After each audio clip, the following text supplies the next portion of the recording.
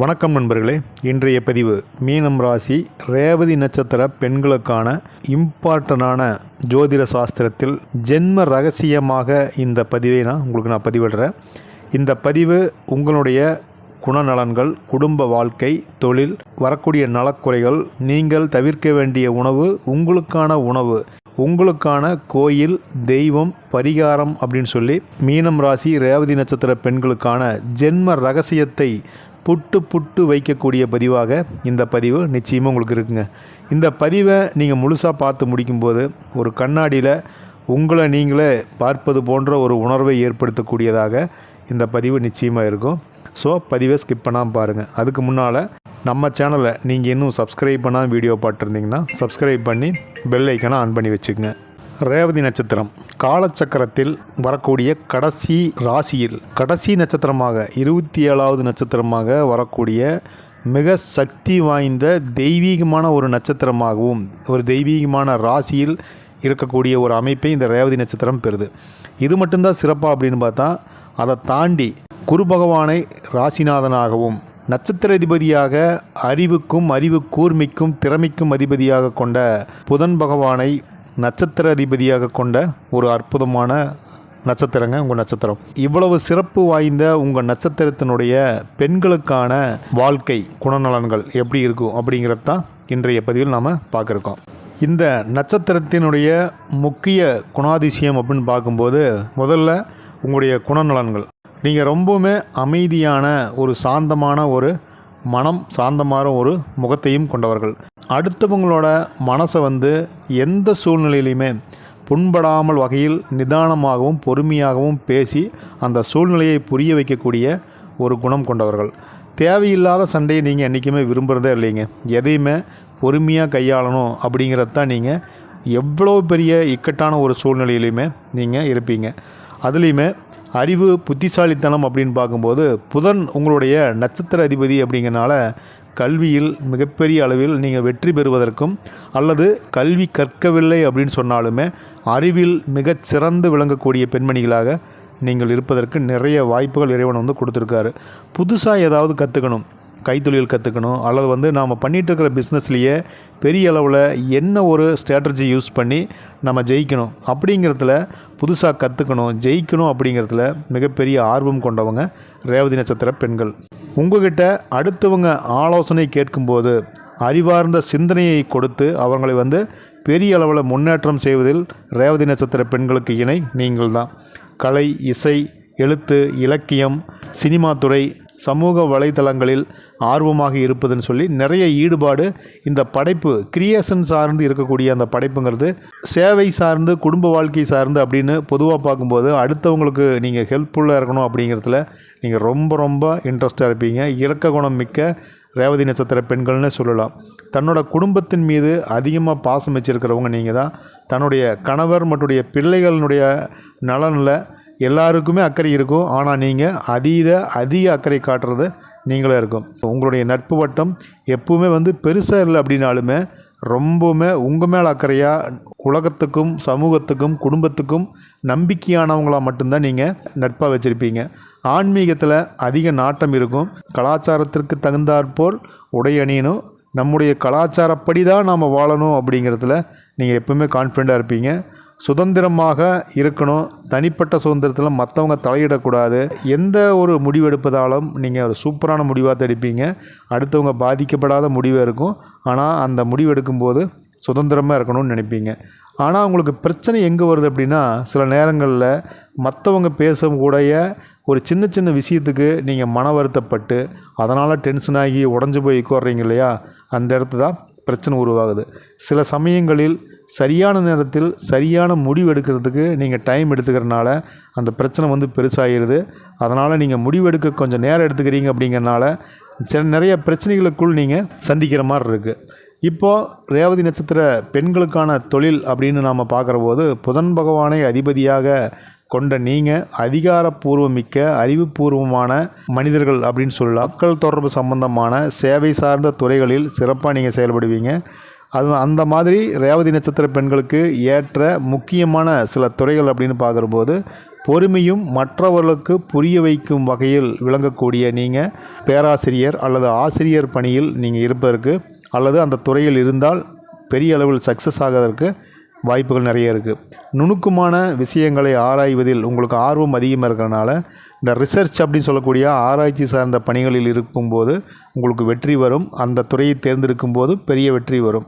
கவிதை, கதை எழுதுறது அல்லது புத்தகத்தில் நீங்கள் ஒரு இலக்கியம் சார்ந்து, கதை சார்ந்து, கவிதை சார்ந்து, சமூக சேவை சார்ந்து, அரசியல் சார்ந்து எழுதக்கூடிய துறைகள் நீங்கள் இருக்கும்போது பெரிய அளவில் நீங்கள் பிரகாசிக்க, பெயர் புகழடைய வாய்ப்பு இருக்குது. கலைகளில் இயல்பாகவே உங்களுக்கு ஆர்வம் இருக்கும் அப்படிங்கிறனால நீங்கள் ஒரு இசைக்கலைஞராகவோ, நாடக கலைஞராகவோ, ஓவியக் கலைஞராகவோ அல்லது கைவினைப் பொருள் மூலம் நீங்கள் பெரிய அளவில் டெவலப் ஆகிறதுக்கோ புகழடைவதற்கோ நிறைய வாய்ப்பு இருக்குது. ஆலோசகராக, அதாவது கன்சல்டன்ட், மற்றவங்களுக்கு சரியான வழிகாட்டுதலை வழங்கக்கூடிய திறன் நார்மலாகவே உங்களுக்கு இருக்கும். அப்படிங்கிறனால நீங்களுக்கு லீகல் அட்வைஸராக நீங்கள் இருந்தீங்க அப்படின்னா அந்த ஒர்க் அப்படிங்கிறது உங்களுக்கு சூப்பராக உங்களுக்கு பொருந்தும். அதில் நிறைய பெயர் புகழடைவதற்கு வாய்ப்பு இருக்குது. நேர்மையாக நீங்கள் அந்த விதிகளை ஃபாலோ பண்ணுறனால அரசு நிர்வாகத்துறைகளில் உயர் பதவிகளை அடைவதற்கும், அப்படி நேர்மையாக இருக்கிறதுனால கொஞ்சம் சிக்கலை சந்திப்பதற்குமே வாய்ப்பு இருக்குது. அந்த வகையில் பார்க்கும்போது அரசு பணியில் நிறையா ரேவதி நட்சத்திர நண்பர்கள் இருப்பதற்கு வாய்ப்பு இருக்குது. உங்களுக்கு சேவை சார்ந்த அந்த ஒரு தொழில், சேவை சார்ந்த மனப்பான்மை இருக்கிறனால குறிப்பாக குழந்தை நல மருத்துவர், செவிலியர், அதாவது நர்ஸு வேலையில் இருக்கிறது, மனநல ஆலோசகர், இந்த மாதிரியான பணிகள் உங்களுடைய மென்மையான அந்த ஒரு குணத்திற்கு ஏற்றவைகளாக இருக்கும். இந்த துறையை நீங்கள் தேர்ந்தெடுத்து படிக்கிறீங்க அல்லது அந்த துறையை நீங்கள் தேர்ந்தெடுத்துருக்கிறீங்க அப்படின்னா கண்டிப்பாக நீங்கள் அதில் ஒரு சூப்பரான ஒரு புகழ்பெற்ற மருத்துவராக, புகழ்பெற்ற நபராகத்தான் இருப்பீங்க. தன்னார்வ தொண்டு நிறுவனங்கள்னு சொல்லக்கூடிய இந்த NGO மூலம் மக்களுக்கு உதவி செய்யக்கூடிய வாய்ப்பு உங்களுக்கு நிறையாவே கிடைக்கும். அந்த மாதிரி உங்களுக்கு வாய்ப்பு கிடைச்சது அப்படின்னா கண்டிப்பாக நீங்கள் யூஸ் பண்ணும்போது இன்னும் நீங்கள் சிறப்படைவீங்க. அதே மாதிரி பேங்க்கில் ஒர்க் பண்ணுறது, கணக்கு வழக்கு கையாளுவதில் நீங்கள் ரொம்பவுமே புத்திசாலித்தனமாக இருப்பீங்க. வாசனை திரவியங்கள் விற்பது, தயாரிப்பது, ஆடம்பர பொருள்கள் விற்பது, தயாரிப்பது அல்லது கைவினைப் பொருள்கள் விற்பது, அதை தயாரிப்பது, இது தொடர்பான ஏற்றுமதி இறக்குமதி சார்ந்த தொழில்கள் உங்களுக்கு லாபம் தரும். அதாவது சுருக்கமாக சொன்னால் சுய தொழில்கள் சார்ந்து இருக்கக்கூடிய தொழில்கள் உங்களுக்கு பெரிய அளவில் வாய்ப்புகளையும் லாபத்தையும் கொடுக்கும். இதில் நீங்கள் கவனிக்க வேண்டியது அப்படின்னு பார்க்கும்போது தொழில் சார்ந்து கூட்டுத் தொழில், அதாவது பார்ட்னர்ஷிப்பு, அதை பண்ணும்போது ஒரு முறைக்கு 2 முறை நீங்கள் யோசித்து நீங்கள் செயல்படுவது நல்லது. ஏன்னா பேசிக்காகவே ரேவதி நட்சத்திர பெண்கள் இறக்க குணம், இந்த விட்டு கொடுத்து செல்லக்கூடிய அந்த மனப்பக்குவம் இருக்கிறனால நீங்கள் ஒரு பார்ட்னர் சேர்த்துறீங்க, அவங்க உங்களுக்கு தேவையில்லாத ஒரு விஷயத்தை செய்யும்போது நீங்கள் மொத்தமாக பிஸ்னஸை தூக்கி கையில் கொடுத்துட்டு வந்துடுவீங்க. இந்த நீயே பார்த்துக்கோ, எதுக்கு என்னை ஏமாற்றிட்டு இருக்கிற அப்படிங்கிற மாதிரி நீங்கள் விட்டுட்டு வந்துடுவீங்க. அந்தளவுக்கு நீங்கள் தாராள குணம் கொண்டதுனால பார்ட்னர்ஷிப் சேர்த்தும் போது மட்டும் கொஞ்சம் யோசித்து தனியாக பிஸ்னஸ் பண்ணுறது நல்லது. அவ்வப்போது ஏற்படும் அந்த சின்ன சின்ன மன அழுத்தம், தயக்கம், இதையெல்லாம் விட்டுட்டு துணிச்சலாக நீங்கள் முடிவெடுக்கும்போது தொழிலில் பெரிய உயரங்களை ரேவதி நட்சத்திர பெண்கள் அடைய முடியும், அதாவது சாதிக்க முடியும். அப்படிங்கிறனால தன்னம்பிக்கையை என்றைக்குமே நீங்கள் கைவிடாதீங்க. அடுத்ததாக திருமண பொருத்தத்தை பொறுத்த வரைக்கும் ரேவதி நட்சத்திரத்தில் பிறந்த பெண்களுக்கு சில நட்சத்திரங்கள் ரொம்ப சாதகமாகவும், சில நட்சத்திரங்கள் குறைந்தளவு சாதகமாகவும், சில நட்சத்திரங்களை தவிர்க்க வேணும் அப்படிங்கிறத ஜோதிட சாஸ்திரங்கள் சொல்லுது. அந்த வகையில் பார்க்கும்போது திருமண பொருத்தத்திற்கு சிறந்த நட்சத்திரங்களாக, மிகச்சிறந்த பொருத்தமாக பரணி நட்சத்திரம் உங்களுக்கு ரொம்ப ரொம்ப பொருந்தும். ரேவதி நட்சத்திரம் பெஸ், பரணி நட்சத்திரம், அந்த மாதிரி காம்பினேஷனில் தோழிகள் இருந்தால் கண்டிப்பாக கமெண்ட் பண்ணுங்கள்.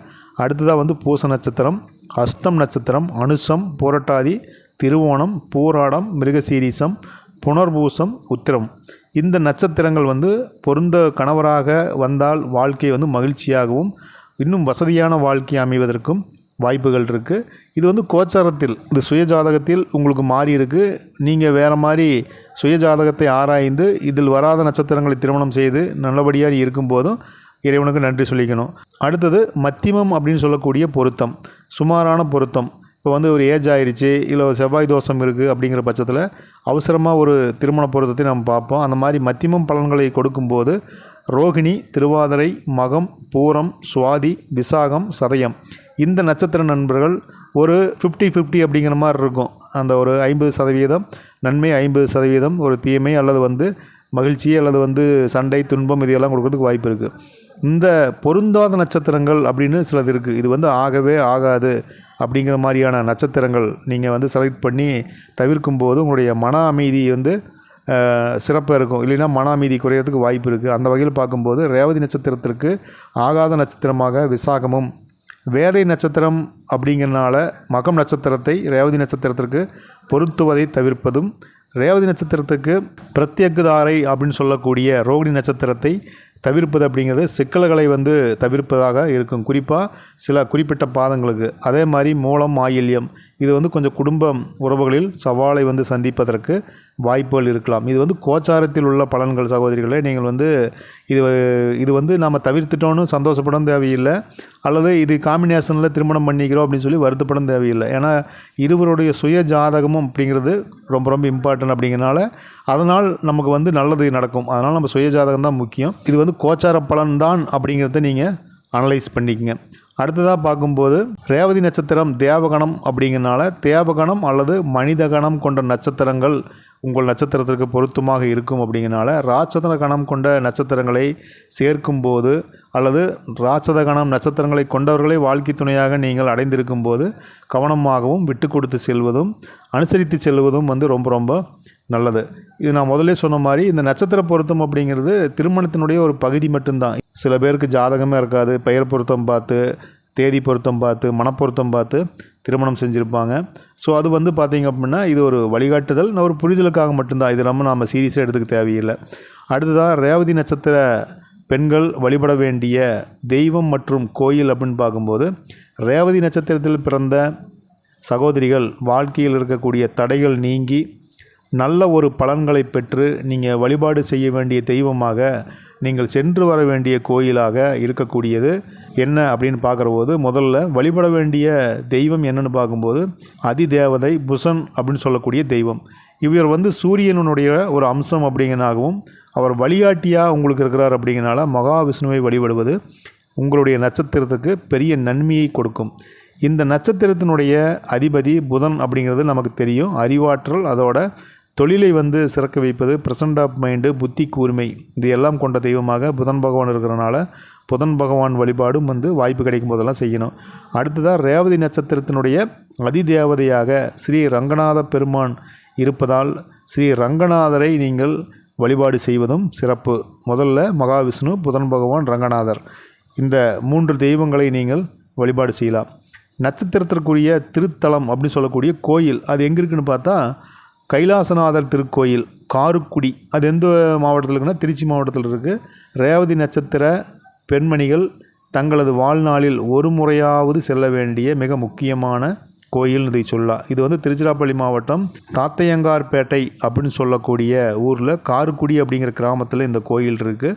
இந்த கோயிலில் பார்த்திங்கன்னா சிவபெருமான் மூலவராக இருக்கார். இங்கே இருக்கக்கூடிய சிவபெருமானை ரேவதி தினத்தன்று, ரேவதி நட்சத்திர தினத்தன்று நீங்கள் சென்று வழிபடுவது மிகவும் விசேஷம், சிறப்பு.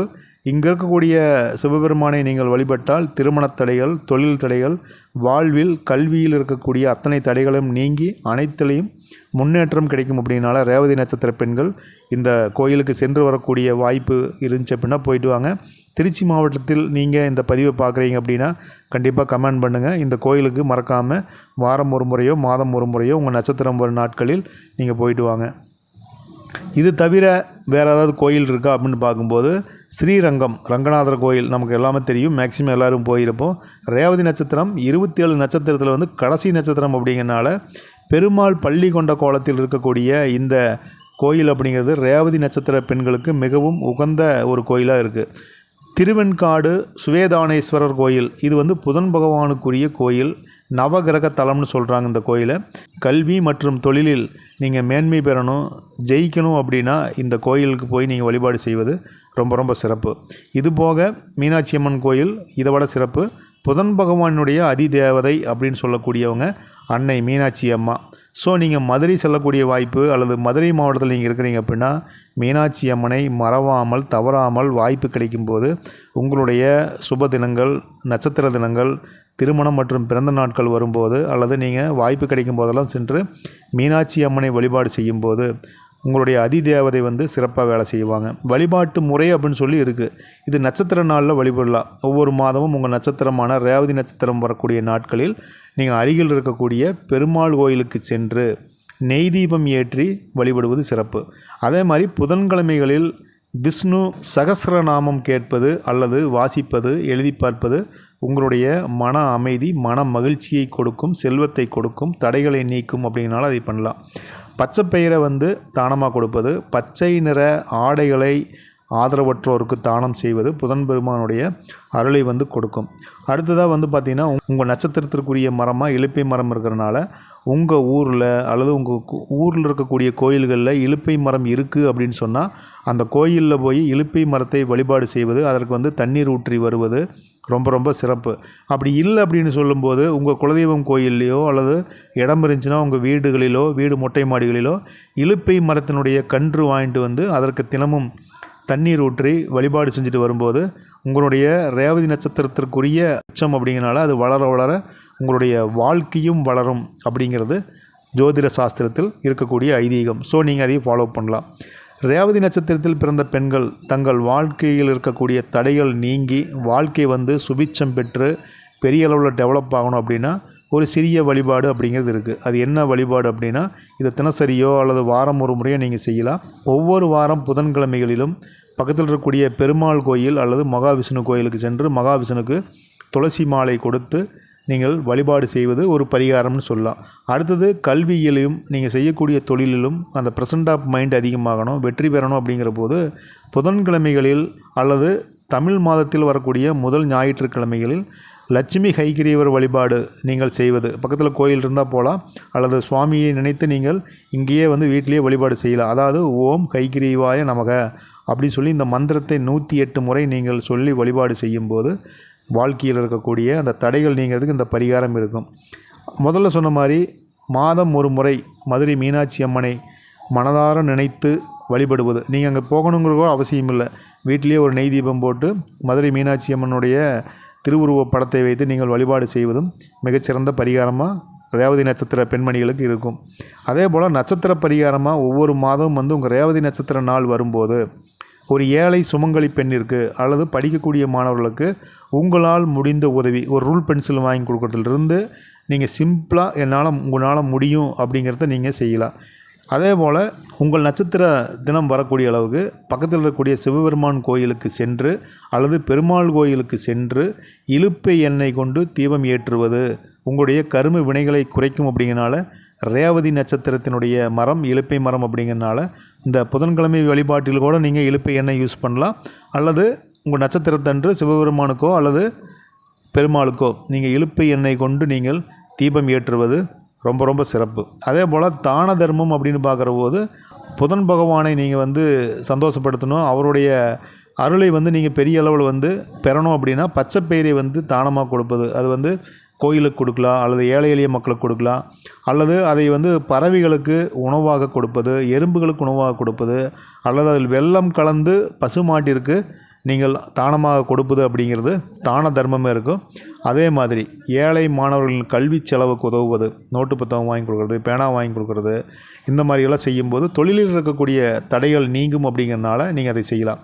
உங்களுடைய அதிர்ஷ்ட நிறம் பச்சை. முக்கியமான காரியங்களுக்கு போகும்போது பெண்மணிகள் பச்சை நிறத்தில் புடவை அணிந்து, பச்சை நிறத்தில் உடைகள் அணிந்து அல்லது பச்சை நிறத்தில் கைக்குட்டை உபயோகப்படுத்துவது அப்படிங்கிறது சாதகமான சூழ்நிலையை உருவாக்கும். அப்படிங்கிறனால இந்த க்ரீன் அப்படிங்கிறத நீங்கள் கண்டிப்பாக உங்கள் ஆஃபீஸில், வீட்டில், உங்களுடைய கர்ச்சீப்பில் நீங்கள் எழுதக்கூடிய பேனா இதெல்லாமே யூஸ் பண்ணிக்கலாம்.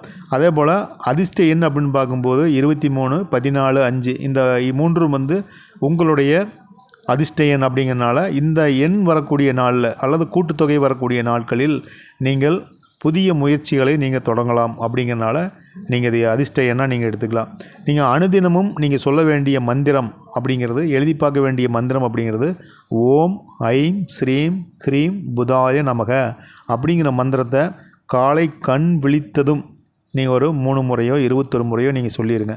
நைட்டு படுக்கும்போது தூங்குறதுக்கு அந்த தூக்கம் அப்படியே கண்ணை சொக்கும்போது ஓம் ஐம் ஸ்ரீம் ஹ்ரீம் புதாய நமக, இன்றைக்கி எல்லாமே சிறப்பாக நடக்கணும் அப்படின்னு சொல்லிவிட்டு நீங்கள் இந்த நாளை ஸ்டார்ட் பண்ணும்போது, அந்த நாளை தூங்கும்போது இந்த மந்திரத்தை சொல்லும்போது மனதில் உறுதி கூடும், பண வரவு அதிகமாகும். சனி திசை நடக்கக்கூடிய இந்த காலத்தில் வரக்கூடிய அத்தனை தடைகளையும் சகோதரிகளுக்கு விளக்கும். அப்படிங்கிறனால இந்த மந்திரத்தை வாழ்நாள் மந்திரமாக நீங்கள் சொல்ல வேண்டிய மந்திரமாக அந்த மந்திரம் இருக்கும். லைஃப்பில் நான் எதை தவிர்க்கணும் அப்படின்னு பார்த்தா ரேவதி நட்சத்திரம் வந்து நீர் தத்துவத்தை கொண்டது நமக்கு தெரியும். ஸோ இந்த நீர்நிலைகள், குளம், ஆறு, கடல் இங்கெல்லாம் போய் நம்ம அசுத்தம் செய்யக்கூடாது. அங்கே இருக்கக்கூடிய அந்த உழவாரப்பணி, கோயிலில் போய் உழவாரப்பணி அங்கே வந்து சுத்தம் செய்கிற மாதிரி அந்த நீர்நிலைகளில் கிடக்கக்கூடிய அந்த கழிவுகளை நீங்கள் கை தொடாமல் ஒரு குச்சியில் எடுத்து போட்டு சுத்தம் பண்ணுறது வந்து நன்மை. அல்லது நம்ம அசுத்தம் பண்ணக்கூடாது பொதுவாக. அதை நீங்கள் பார்த்துக்குங்க. உங்கள் நட்சத்திரத்திற்குரிய வேதை நட்சத்திரமான மக நட்சத்திரம் வரக்கூடிய நாட்களில் முக்கியமான முடிவுகளை எடுப்பதை தவிர்க்கவும். என்ன தவிர்க்கணும்? நீர்நிலைகளை அசுத்தம் பண்ணக்கூடாது. மக நட்சத்திரம் நாட்களில் முக்கியமான முடிவுகளை, பேச்சுவார்த்தைகளை தவிர்க்கணும். அப்படிங்கிறனால இந்த ரெண்டை மட்டும் நீங்கள் தவிர்க்க வேண்டியதாக எடுத்துக்கங்க. குடும்ப வாழ்க்கை இது எப்படி இருக்கும் அப்படின்னு பார்க்கும்போது, ரேவதி நட்சத்திர பெண்கள் பொதுவாகவே குடும்பத்தின் மீது ரொம்பவுமே பாசமாக இருப்பீங்க. இல்லற வாழ்க்கையில் வந்து ரொம்பவுமே சிறப்பாக இருக்குன்னு நான் முதல்லையே பார்த்தோம். குடும்பத்துக்கே ரொம்ப அன்பான மனைவி அப்படின்னா ரேவதி நட்சத்திர பெண்மணிகள் அது ஃபஸ்ட்டில் கொண்டு வரலாம். கணவரிடம் மிகுந்த அன்பையும் மரியாதையும், குடும்ப பெரியோர்களிடம் அக்கறையும் கொண்டவர்கள். கணவருடைய உணர்வுகளுக்கு மதிப்பு கொடுத்து குடும்ப ரகசியங்களை காப்பாற்றுவதில் உங்களுக்கு நிகர் நீங்கள் தான். அதே போல் குடும்பத்தில் வரக்கூடிய சின்ன சின்ன பிரச்சனைகள் வந்தாலும் அதை வந்து பொறுமையாக கையாண்டு அமைதியை நிலைநாட்டுவது, சகிப்புத்தன்மை, நிதானம், பொறுமைக்கு எடுத்துக்காட்டாக இருக்கக்கூடியது ரேவதி நட்சத்திர பெண்மணிகள் தான். வீட்டை வந்து என்றைக்குமே தூய்மையாக வச்சுக்கணும், அழகாக வச்சுக்கணும், நீட்டாக வந்து சமையல் ரூம்லேருந்து எல்லாத்தையும் வந்து சுத்தபத்தமாக வச்சுக்கணும் அப்படின்னு நினைக்கிறதுல தனி ஆர்வம் உங்களுக்கு என்றைக்கு இருக்குது. அதே போல் சிக்கனமாக செலவு செய்யணும், சேமிக்கணும். இதிலெல்லாம் வந்து நீங்கள் ரொம்ப கெட்டிக்காரன்னு நீங்கள் சொல்லலாம். கணவர் மற்றும் நீங்கள் மாமனார் மாமியார் வீட்டை நீங்கள் எவ்வளோ சிறப்பாக பார்த்துக்கிறீங்களோ அதே போல் அவங்கள வந்து அன்பாக பார்த்துக்குவீங்க. அவங்களுடைய சுயமரியாதையை வந்து யாருக்கிட்டையும் வந்து விட்டு கொடுக்க மாட்டீங்க. ஆனால் உங்களுக்கான சுதந்திரத்தை வந்து நீங்கள் வந்து எதிர்பார்ப்பீங்க. அப்படின்னாலுமே கணவர் மற்றும் கணவர் வீட்டினுடைய மரியாதை மற்றும் ரகசியத்தை வந்து யார்கிட்டையும் விட்டு கொடுக்குறதுல இல்லை அப்படிங்கிறது உங்களுக்கு நிகர் நீங்கள் தான். அதேபோல் குழந்தைகள் அப்படின்னு பார்க்கும்போது ரேவதி நட்சத்திர பெண்களுக்கு அமையக்கூடிய குழந்தைகள்ங்கிறது அறிவுள்ள குழந்தைகளாக பிறக்கும். புத்திசாலிகளாகவும் கலை உணர்வு மிக்கவர்களாகவும் இருப்பாங்க. தன் குழந்தைகளுக்கு நல்ல ஒழுக்கத்தையும் கல்வியும் போதிப்பதில், கலாச்சாரத்தை போதிப்பதில், நடைமுறையில் இருக்கக்கூடிய வாழ்வியலை கற்றுக் கொடுப்பதில் அதிக அக்கறை காட்டுவீங்க. குழந்தைகளிடம் நண்பர்களைப் போல் பழகக்கூடிய குணம் கொண்டவர்கள் ரேவதி நட்சத்திர சகோதரிகள். பிற்காலத்தில் உங்களுக்கு வந்து குழந்தைகளால் நல்ல நிலை உங்களுக்கு வரும். அதே போல் உங்களுடைய குழந்தைகள் பெரிய அளவில் பெயர் புகழுடன் வாழ்வார்கள். உங்களுடைய குழந்தைகள் சமுதாயத்தில் தனி மரியாதையோடு பெரிய அந்தஸ்தை பெறக்கூடிய வாய்ப்பு உங்களால் உங்கள் குழந்தைகளுக்கும் கிடைக்கும். இதில் இன்னொரு சிறப்பு என்னென்னு பார்த்தா, குழந்தைகள் எவ்வளவு தவறு செய்தாலும் அடித்து திருத்தணும்னு நினைக்க மாட்டீங்க. அன்பாக பேசி புரிய வைக்கணும். அப்போ தான் வந்து அவங்க மனசில் நிற்கும். அடித்தா நம்ம மேலே பயமெல்லாம் போயிடும். இன்னொன்று அது ஒரு மனசில் வந்து ஒரு மன அழுத்தத்தை ஏற்படுத்துங்கிறனால நீங்கள் வந்து புரிய வைப்பீங்க. எத்தனை டைம் 1000 டைம் சொல்லியாவது அந்த குழந்தைய வந்து திருத்திக்குவீங்க.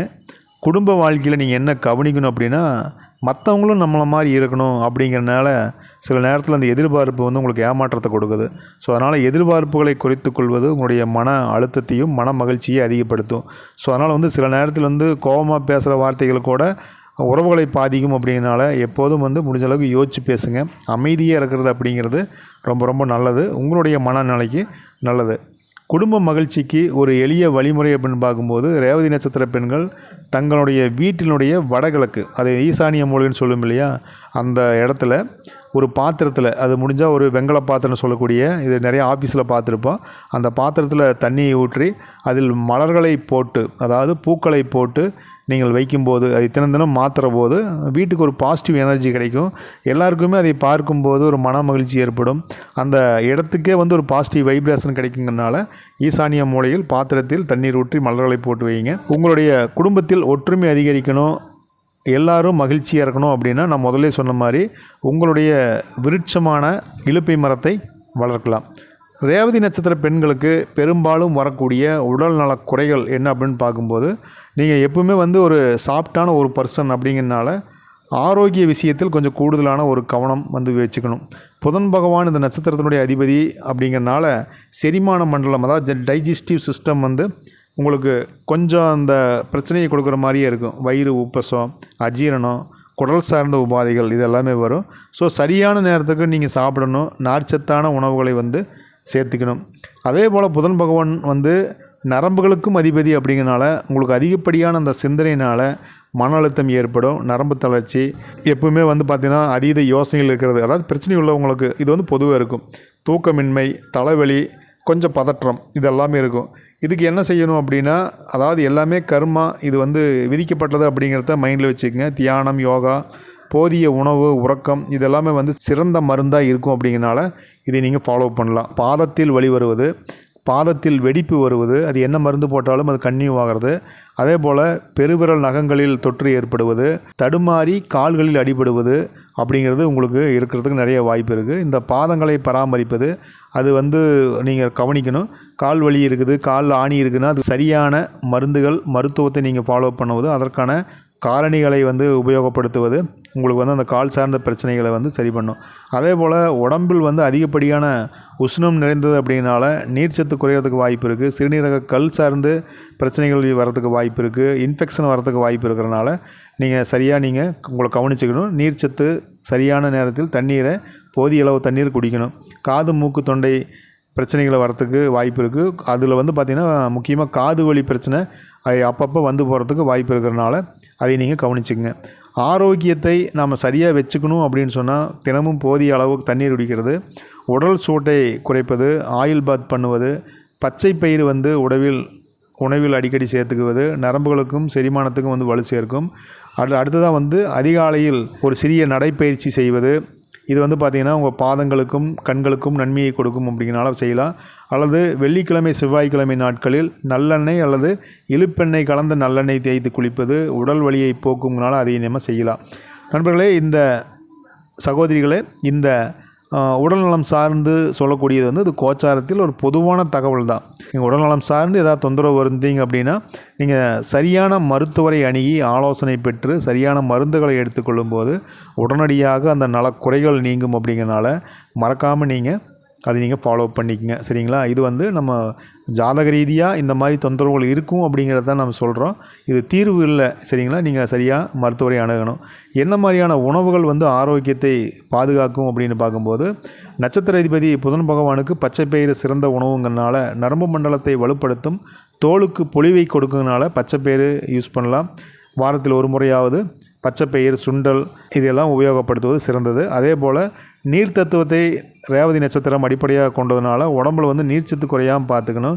இளநீர் குடிப்பது, தர்பூசணி சாப்பிடுவது, வெள்ளரிக்காய், சுரைக்காய் போன்ற காய்கறிகளை உணவில் சேர்த்து கொள்வது, சிறுநீரக தொற்று ஏற்படாமல் பார்த்து கொள்வது, சிறுநீரக கல் உருவாகாமல் இந்த காய்கறிகள் இதெல்லாம் என்ன செய்யணும், சிறுநீரக பாதையில் ஏற்படும் தொற்றுகளை தடுத்து உடல் குளிர்ச்சியாக வைத்து உடலில் நீர் சமநிலையை கொடுத்து ஆரோக்கியமாக எனர்ஜியாக உடம்பை வச்சுக்கோ. அப்படிங்கிறனால இளநீர், தர்பூசணி, வெள்ளரிக்காய், சுரைக்காய் இந்த மாதிரியான காய்கறிகளை, நீர் காய்கறிகளை உபயோகப்படுத்துவது சிறந்தது. இதையும் நீங்கள் உங்களுடைய மருத்துவர் ஆலோசனைப்படி எடுத்துக்கொள்ளலாம். புதன் பச்சை நிறத்திற்கு அதிபதி. உங்களுடைய அதிர்ஷ்ட கலரும் பச்சை நிறங்கிறதுனால நிறையா நரம்பு மண்டலத்திற்கு உதவி செய்யக்கூடிய கீரை வகைகள், முக்கியமாக வல்லாரைக்கீரை, பீன்ஸு, புரோக்கோலி, முருங்கைக்காய் இதெல்லாமே வந்து நீங்கள்